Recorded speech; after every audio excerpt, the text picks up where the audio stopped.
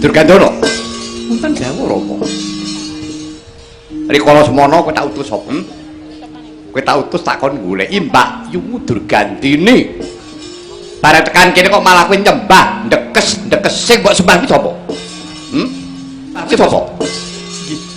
Nyuwun pangapunten menika ingkang mengku Kakang Mbah Durgandini. Menika Begawan Palasara. Palasara.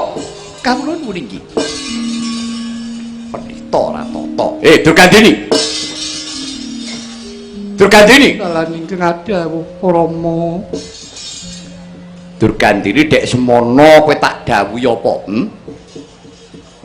Kowe nandhang raga kringetmu anggondo amis. Kowe tak dawuhi Tarak Brata nindakake dharma dadi tukang satang prau ana pinggiring Bengawan Gangga. Ya ngono apa ora? Kasinggihan Rama. Pamrihku apa to? Pamrihku apa? Supaya kowe antuk pangapura nggonmu nandhang raga lah kok malah kowe saiki gandeng karo priya. Malah kowe wis nggendhog jabang bayi kaya ngono kuwi karepmu kuwi kepiye? Duh Kanjeng Rama sesembahan kula. Inggih Rama, sedaya kalpatan kula diagung pangaksama Paduka. Lah inggih kula kanthi nindakaken dharma dados tukang satang baita. Kula nyabrangaken Resi Palasara menika lajeng kula dipun sadani satemah. Kula saged waluya jati. Malah kepara kula samangke kapundhut garwa. Kaliyan Sang Resi Palasara kula sampun peputra mijil kakung menika wayah Paduka pun wiyasa nggih pun Kresna dipayana Rama. Aku ora takon perkara bojomu lan anakmu. Yen perkara kowe golek bojo, kan lho. Wirata kebegan kebak para raja ratu gagah tur sembada sugih bandha donya. Ora mung waton seneng. Rama Prabu badya kados pundi nyatanipun Sang Resi Palasara sampun ngiyasakaken padepokan wonten ing Liman Benawi menika Kanjeng Rama. Lah, apa kaya ngono kuwi rumangsamu bener? Pinggir Bengawan Gangga iki rumangsamu wilayah negara ngendi? Kira wilayah negara Ngastina. Kena ngapa? Yasa padepokan kok ora njaluki diparilah karo sing duwe bawah. Anggepe apa? Jare pendhita pinter. Pendhita wasis.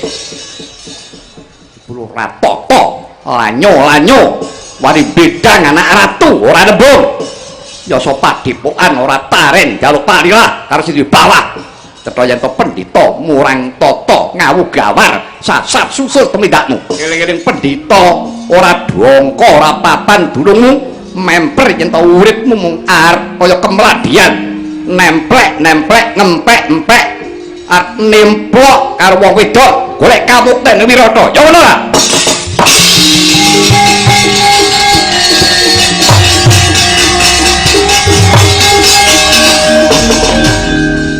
Kacarita kaya tinapuk wedanane Sang Resi Palasara dupi midhanget dukane Sang Narendra Wirata Prabu Durgabau Prabu Basurata nadyan makantar-kantar dukanira Prabu Durgabau nanging eling-eling Sang Palasara pendhita ingkang wis mumpuni saliring kawruh pramila denira nanggapi atur kanthi tanduk aris ulat manis wicara ririh tur ngarah-arah sarwi ngolos ingkang putra punang jabang bayi Sang Wiyasa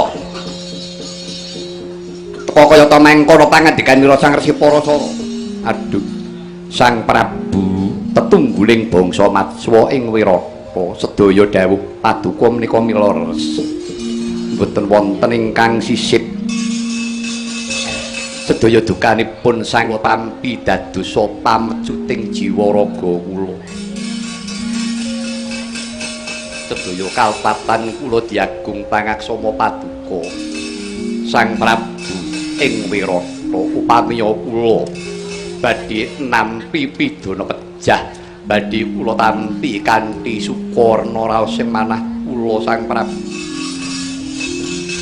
mugi-mugi dawuh Paduka dados pamecuting gesang kula mewah anak kula pun wiyasa kula ngurmaosi bilih pandhita kriyang kabur kangenan mboten dongko mboten kayangan. Duh Sang Resi nyuwun pangapun putra Paduka pun wiyasa kaya dateng pundi. Yayi Durgandini wis yayi pun kakang istokno dawe kang Rama slametno kawibawane Prajamung Wirata. Sang Resi kula boten saged pisah kaliyan putra Paduka pun wiyasa. Mangke menawi rewel kados pundi lajeng sinten ingkang badhe nesepi. Wis perkara iki aja mbok pikirake. Yen pancen wiyasa iki bakal dadi wiji sejati, ora ana mergane.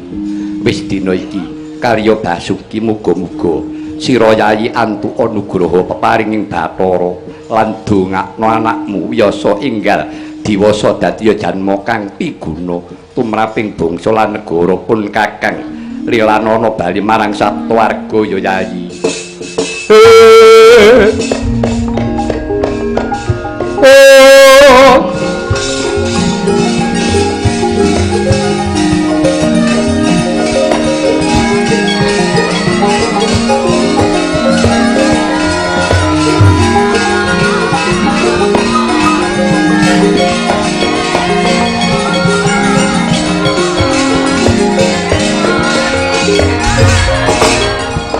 Sang Resi putra Paduka badhe nang kanthi tindak pundi Sang Resi. Wis Yayi karya Basuki. Wis aja mikirake sing abot undang ilang kawibawan.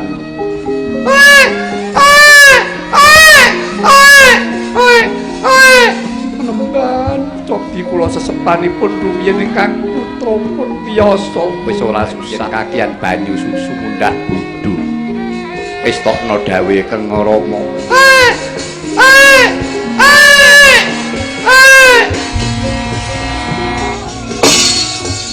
Jegrek Yayah Tugu Sinukarta Prabu Durgabau ya Prabu Basurata.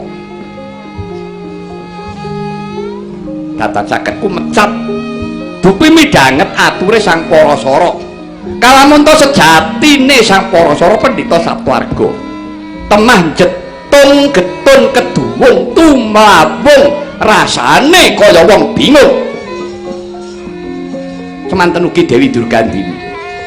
Sumedhot penggalihe sinendha rasane semrepet panone tiasira uwur sumawur kepyur-kepyur rantas rontang ranting sarwi muwun sesenggukan waspada mijil dale werat nelesi pengasaran parandiritan kobring usahapan nganti kami tenggengen Denira Ngulati lampahira ingkang Raka Sang Resi Pawasara sarwi gendong ingkang putra Sang Wiyasa kumriyang lampahi Yayah layangan pedhot saking tamparan ing mangke danguning dangu sigra pinupus pepuntoning tekad amung pasrah marang keparingan trengginas trampil Sang Durgandana wopong ingkang Mbakyu Durgandini boyo kondur mring Wirata.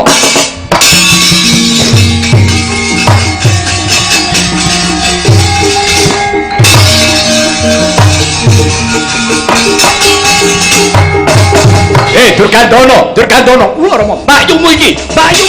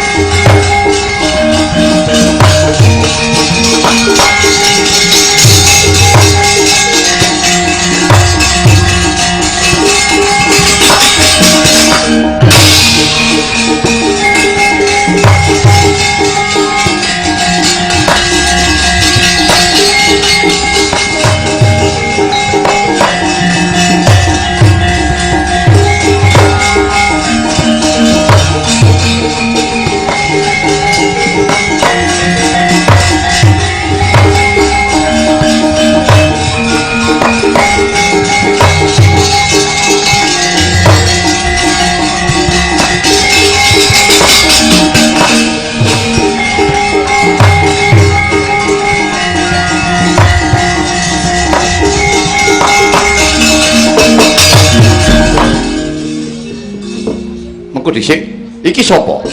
Iki kepareng kula matur sinuwun. Ya, kowe kuwi sapa? kula Setatama putranipun Rama Resi Palasara. Lho. Jebul Palasara wis duwe anak gedhe temen. Ya, arep matur apa?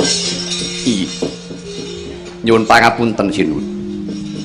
Upami wonten kelentah-kelentu ning ngatur diagung pangaksama paduka Kanjeng Sinuwun. Ya ora dadi ngopo. Menawi Kanjeng Rama Resi Palasara dipun anggep lepat kula minangka sesulihipun. Anak-anakipun Begawan Palasara minangka sulihipun kula sagah nambak rengkaning negari Wirata. Pamuipun Prabu Gajah Sura Saprawadyabala kula sakateng sagah nrenggalangi. Yen to kowe bisa nrenggalangi prajurit Binggala prajurit Prabu Gajah Sura ganjaramu kula mboten betah ganjaran. Nanging gesang kula minangka sembahan kula Kanjeng Rama Prabu Rama Premban Begawan Palasara kunjuk paduka Sang Prabu. Nyuwun pangapunten esti ning manah kula mboten badhe pados bondo donya nanging kula netepi darmane kasatriyan kula anak pendhita pejah wonten paprangan patining satriya utama.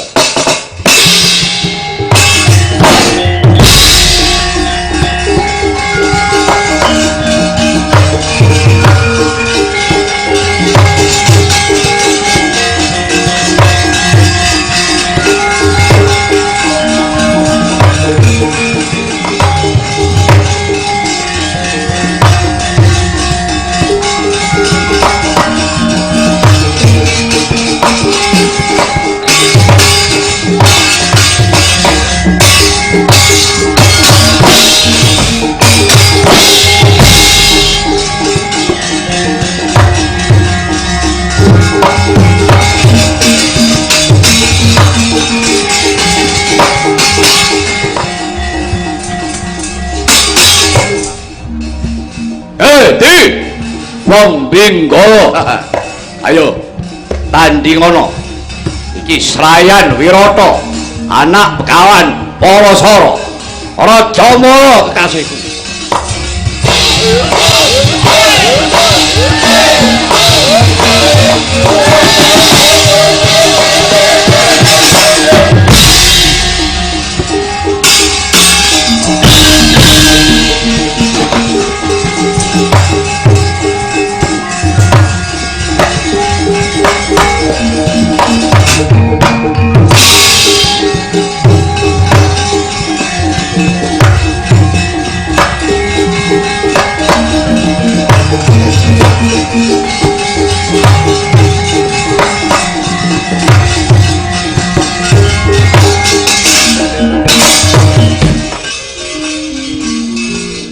Rengose trapang metuke lakuku sapa kowe? Luwih dhisik ngaku prajurit saka ngendi? Wah, prajurit Binggala. Kekasihane Gusti Prabu Gajah Sura. Kowe takon kang dadi jenengku. Patihku Mandang Garba. Wis ana. Senopati Wirata. Kasihku Raden Rupa Kenca. Rupa Kenca, ya. Aku Srayan Wirata. Gelem dadi Srayan wong Wirata. Paribasan sulung mlebu geni. Sebuto kandhaku Mundura. Dina iki tak jaluk kowe sak para kancamu minggata saka Wirata. Gulungan genderamu. Wongkok ana gamanmu. Boyongan sanggahmu gek minggata aja ngreget-ngregeti negara Wirata. Iblis lanat. Sugih kendel Pandawani aja mau dapur ayo ratu kon maju mrene lekaning atiku. Tebak dadamu mutah lu dira takon desa kowe.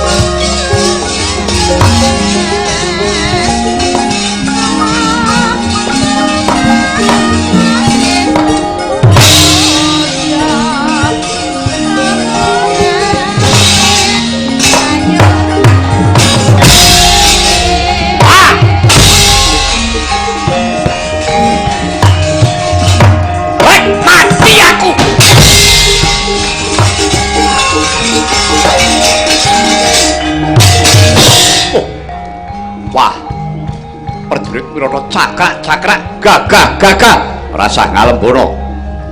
Nek wani wedi-wedi wedi wani minggat. Wah. Ah. Tanganmu anyep.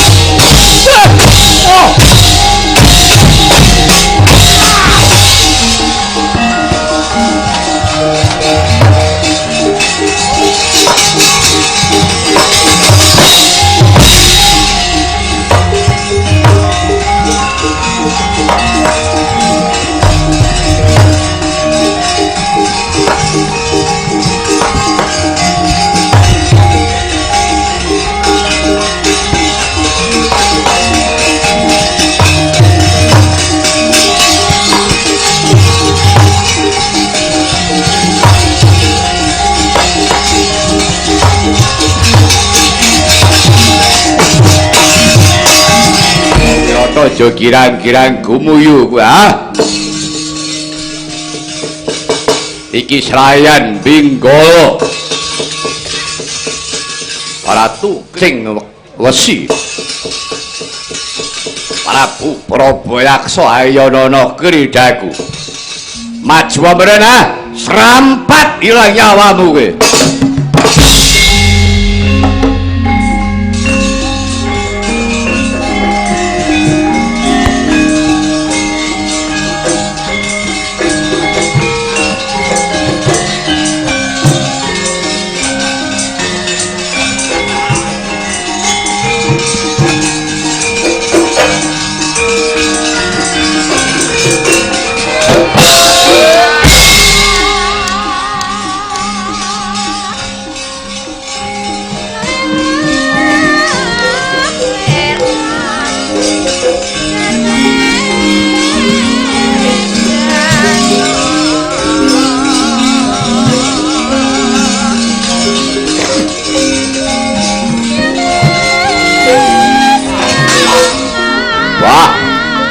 Kowe iso joget iso wae lusulan ludrut ayo oh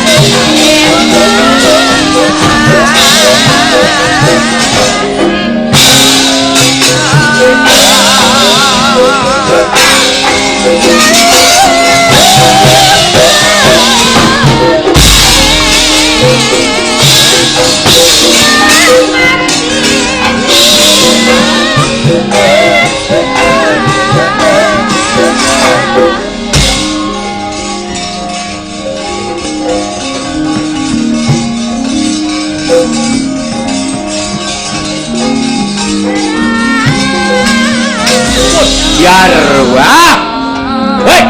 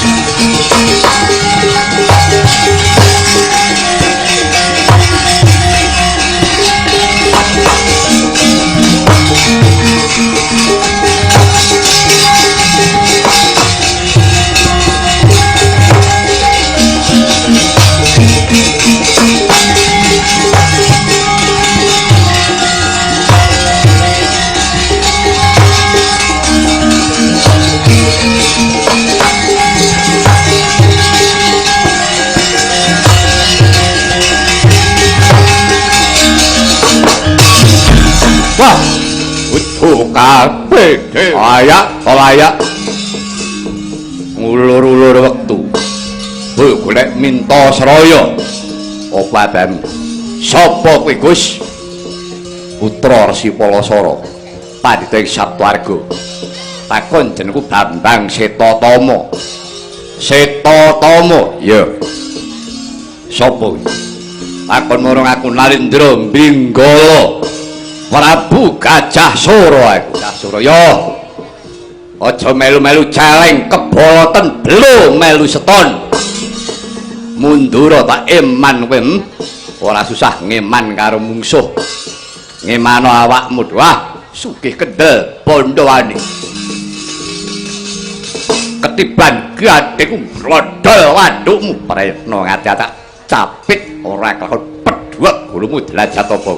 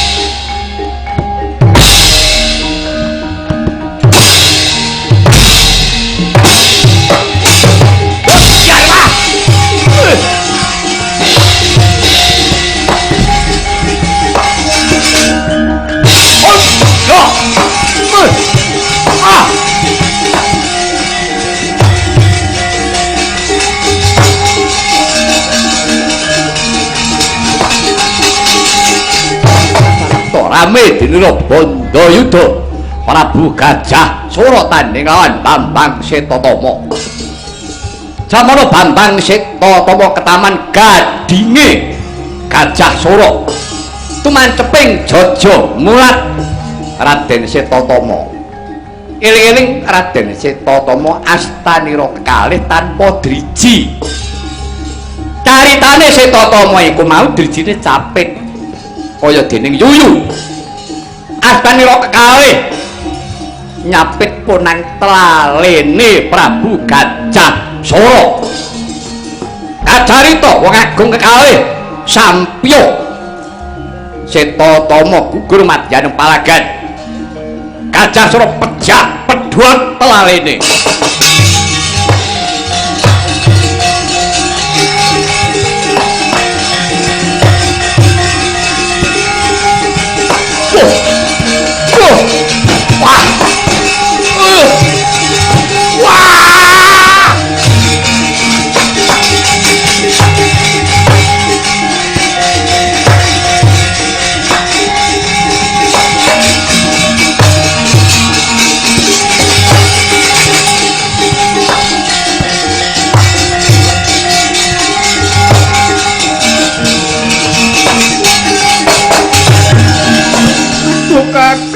Kakang Setotama Ranyana jebul kowe ukur madyan yang palagan Kakang.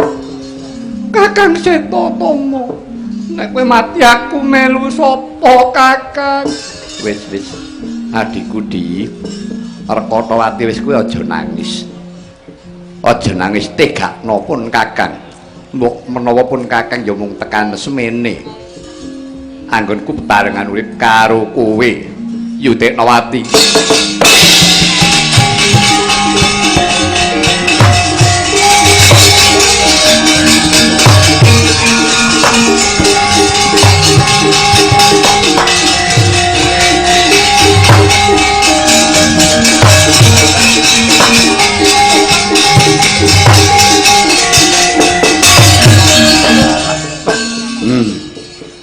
Setotama nganti tatu dadamu kena gadinge Prabu Gajah Sura ning telaline Gajah Sura pedhot mati Gajah Sura dikuat-kuatake Setotama sinuwun sesembahaning bangsa Wirata ingkang mekaten menika kala wau estanipun kula namung ngetingalaken dharma bekti kula dhumateng tiyang sepuh kula Rama Prembansang Maharsi Palasara. Cethanipun kemawon kula nambah kelepatanipun bapak kula Sang Resi Palasara. Sinuwun sedaya kalepatanipun tiyang sepuh kula Resi Palasara. Kula tambah kula tambahi nyawa kula wonten negari Wirata. Lan kula nyuwun titip adik kula pun Yutiknawati. Durgandana, piye Raden? Aku njaluk titip adikku Yutiknawati mangsa bodho wengkunen garwa. Mbok menawa yen to bakal bisa dadi mulyane adikku. Lan aku mung titip peling karo kowe. Ya piye? Mbok menawa kowe besok kowe duwe turun karo adikku Yutiknawati. Besok anakmu jenengna nunggak semi kaya jenengku nganggo jeneng Seta.